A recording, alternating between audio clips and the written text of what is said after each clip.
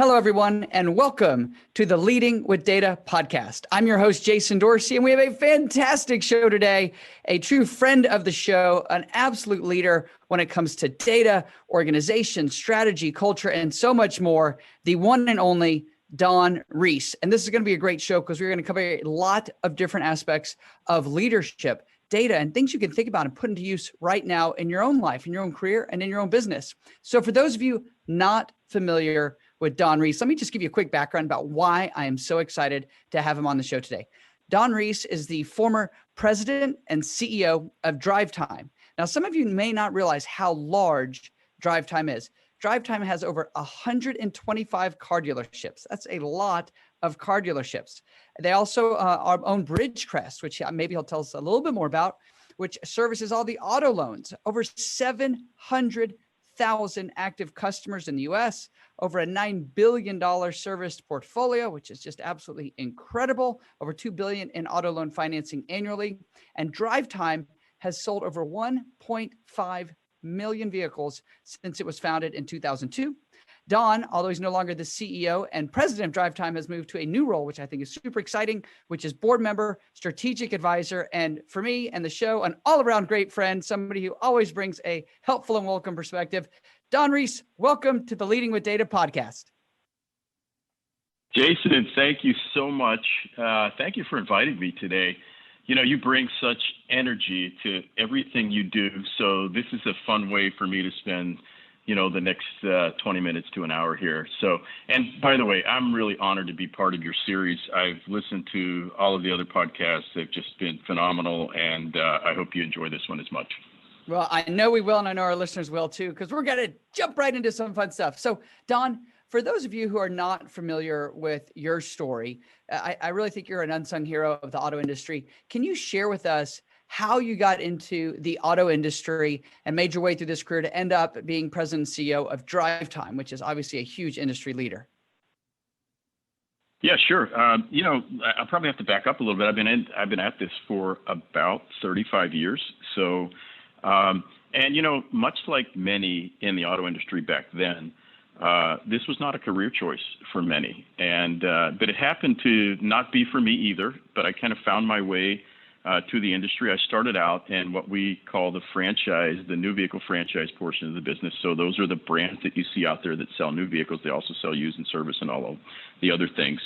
And did that for about 30 years. I was very, very, very fortunate to connect with a great family in South Florida, Al Maroney and Mike Maroney, and Mike has been my mentor for many, many years. And we did that privately together as a private company for about 10 years. And then we sold to AutoNation in 1997. And AutoNation, many of you know, is the largest franchise auto retailer in the United States, and was the first one to take auto retail to the public markets versus family-owned businesses, which many of them still are today. Did that for 6 years on top of that, and left to go back into the private sector and joined a couple other families, the Leap family for about 15 years, a great family in the Midwest, and the Sheehy family in Virginia. And then, DriveTime had reached out to me in 2017. And DriveTime, I don't know how much history, you gave them a little bit of the background about the company, but we're a pre-owned only, independent, so non-franchised, independent auto dealer in the states and the size that you mentioned just a little bit earlier. But there's really two or three pieces to our business. We're pre-owned auto retail, and we have a subprime, and I don't like the term subprime. I really like to refer to it as emerging credit, and subprime has a tendency to have a negative connotation. And it's really people that are challenged with credit, and access to credit in the United States is still very difficult. And, I always put it in the category of a lot of times bad things happen to good people. And, they end up in our space, and we provide them with a world-class, fully transparent customer experience in a quality vehicle with a lot of assurances and guarantees. And, so I came into this business for a few reasons. One is the pre-owned market is about 3 times the size of the new vehicle market. And there's not anyone out there, including some of the larger ones, that do not have greater than 2% market share in the pre-owned space. So I think that was a great next chapter in my life from a business opportunity standpoint. But the other things that I liked is that, we were serving the underserved portion of the population. There's a stat out there right now that basically the number one barrier to employment used to be education, and today the number one barrier to employment is transportation. And things like student loan debt, which has now surpassed 1.7 trillion in this country, is making it much more difficult to find financing for a vehicle and transportation. So, some of those things attracted me. And then, the youth and exuberance and the culture of DriveTime, which is, I think, really looking into the future, were the motivators for me to get into this sector of the business.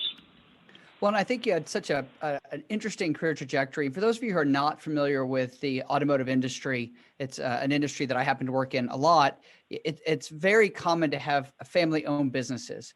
What's uncommon is to go from a family-owned business that's acquired by, in your case, AutoNation being the largest new car dealer in the United States, and then going from that back to other family businesses, and then ultimately over to DriveTime, which specializes in one very specific piece of the automotive market. It's really exciting to see how your career was able to sort of transition all those different ways through, and you continue to adapt. And obviously, for those of us that work in the car industry, Mike Maroney is clearly a legend, and what a great mentor to have. Obviously, for those of you that are familiar with my work, I'm always talking about mentors, and having somebody like him as the mentor is incredibly exciting and powerful. So let's shift gears and talk about the actual role of data and decisions, and how you think about the way you've approached some of these big decisions, because there have been so many you've had to make as you've guided these different companies. So what is the most important decision that you have made using data, and how did it work out?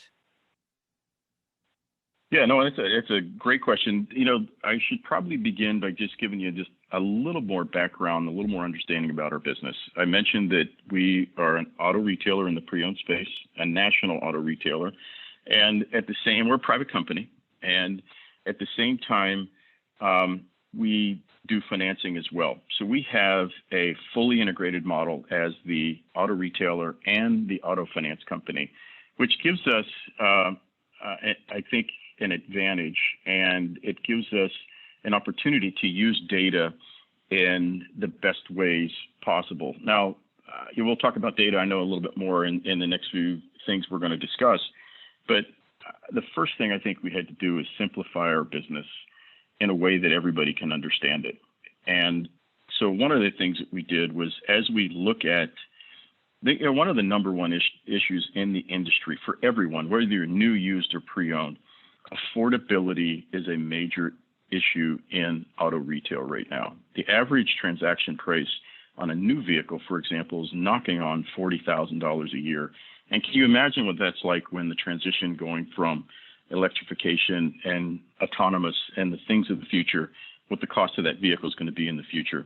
So affordability is a really significant issue. And there's some things going on right now in the supply chain on new vehicles that are actually increasing the cost of pre-owned vehicles. The supply issues are being very constrained by semiconductor and microchip shortages. You've probably read about a lot of those things that are going on. So back to your question, one of the things that I think really helped us advance here was we did a lot in financing on the credit scoring, and we use a lot of internal data, and we use behavioral scoring, which are developed with our own models internally. But what we added when I first got here, one of the things that we added was adding the vehicle score to the transaction. So in simple terms, we take the credit score of the customer, which is our own scoring system. We've added the vehicle score to come up with a deal or transaction score. So combining those two things really allowed us to put the customer in a vehicle that they could afford. And so the whole goal with this is we want the customer to stay the life and loan as long as they can. And oh, by the way, if they've got some credit challenges, that it's a bit of a credit rehab opportunity to stay in that life alone and move up the stack into a higher, better credit tier space.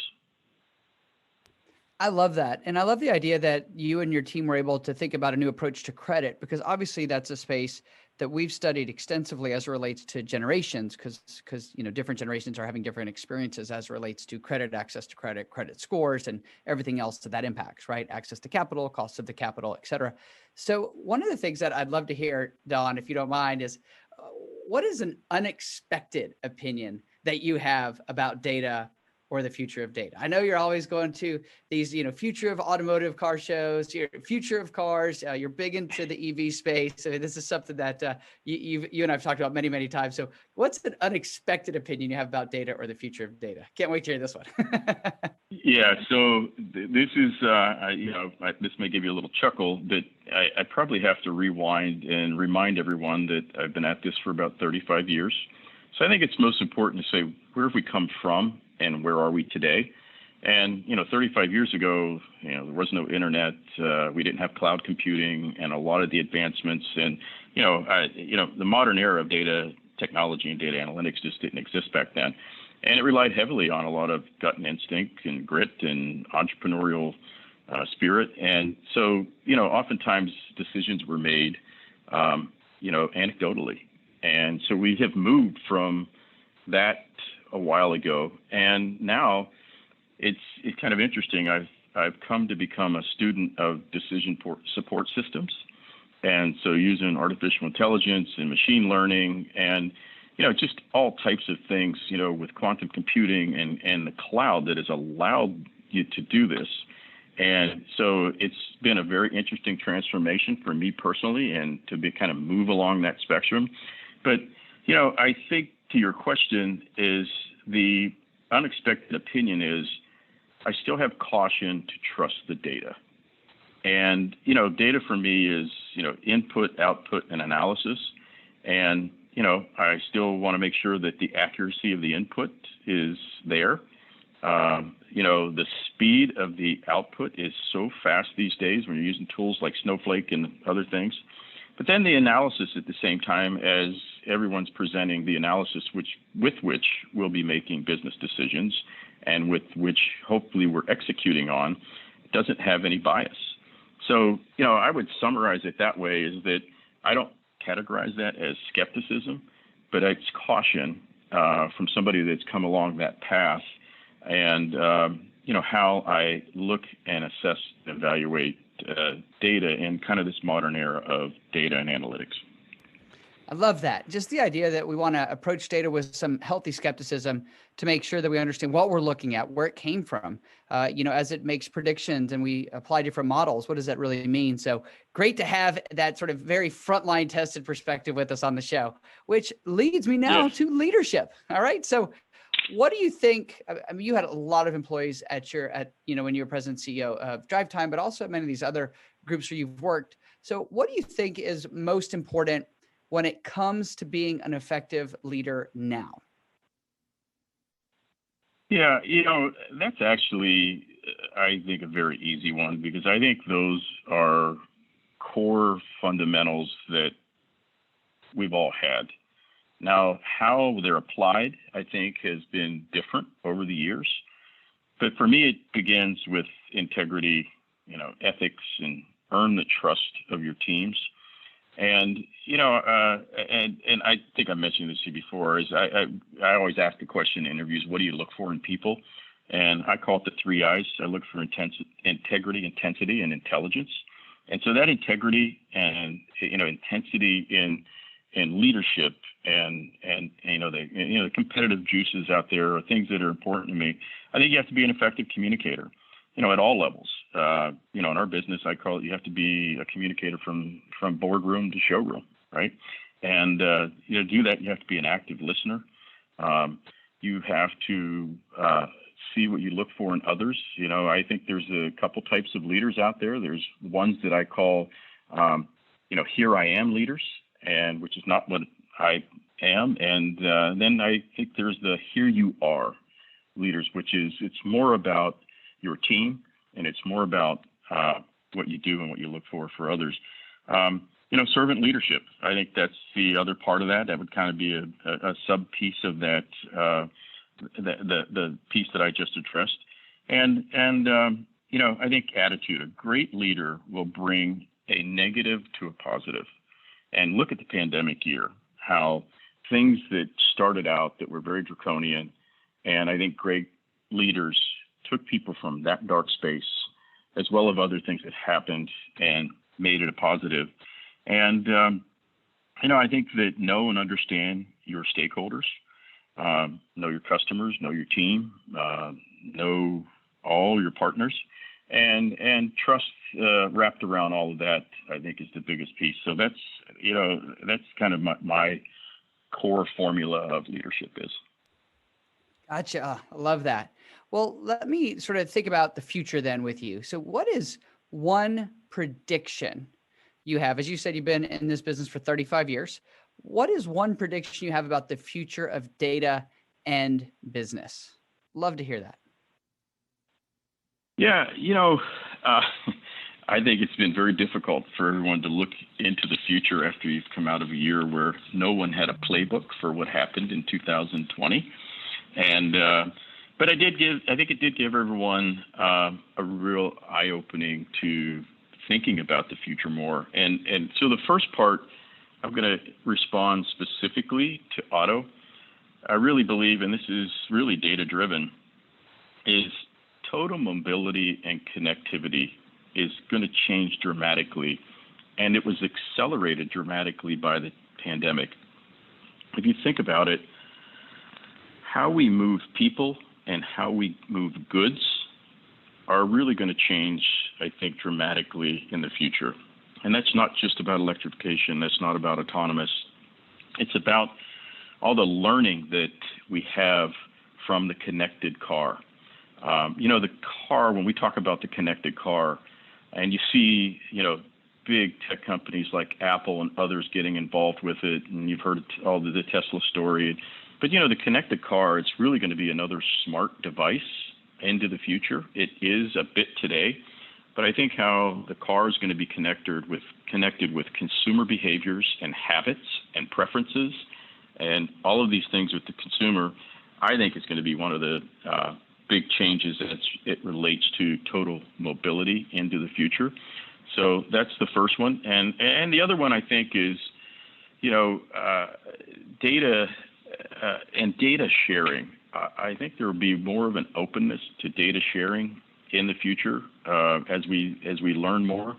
And when you think about things environmentally and socially and the health and human sciences and those types of things, that I do think that data is going to help us deal with homelessness and tracking medical conditions and people so I think once we have a breakthrough in data sharing, that there's going to be some real benefits to society into the future.